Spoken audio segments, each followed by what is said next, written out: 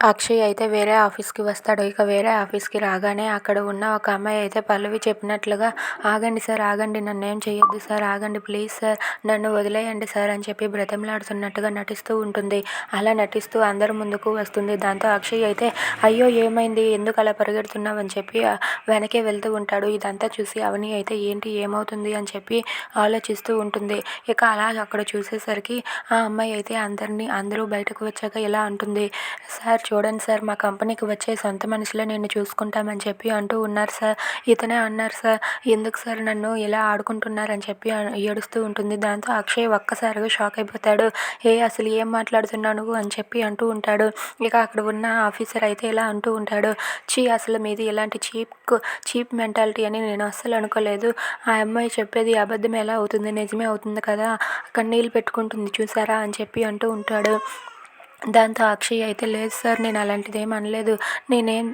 నేనేం అలా అనలేదు సార్. ప్లీజ్ సార్ నన్ను నమ్మండి అని చెప్పి అంటూ ఉంటాడు. ఇక మాట్లాడడం ఆపి ఆ అమ్మాయి గురించి ఆలోచించాలి అని చెప్పి ఆ అమ్మాయి దగ్గరకు వెళ్తూ ఉంటాడు. ఇక అవని అయితే ఇలా అనుకుంటూ ఉంటుంది. అసలు ఇదంతా ఎందుకు జరిగింది? ఒక్క నిమిషం ఆగండి అని చెప్పి అందరి ముందుకు వెళ్ళి గట్టిగా అరుస్తూ ఆ అమ్మాయి దగ్గరకు వెళ్ళి ఆ అమ్మాయి చెంప పగలగొడుతుంది. దాంతో ఆ అమ్మాయి అయితే ఒక్కసారికి షాక్ అయిపోతుంది.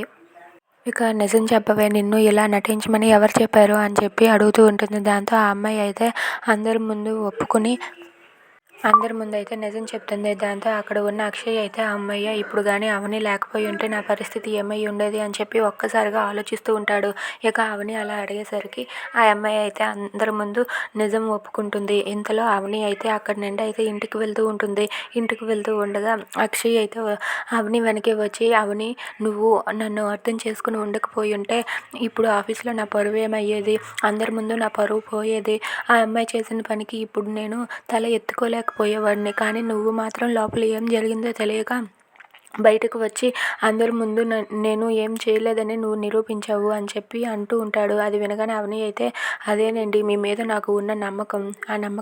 ఆ నమ్మకమే ఇప్పుడు మిమ్మల్ని ఇలా నిలబెట్టింది" అని చెప్పి అంటుంది. అది విని అక్షయ్ అయితే ఒక్కసారిగా అలా మౌనంగా ఉండిపోతాడు. If you like this video please like, share and subscribe.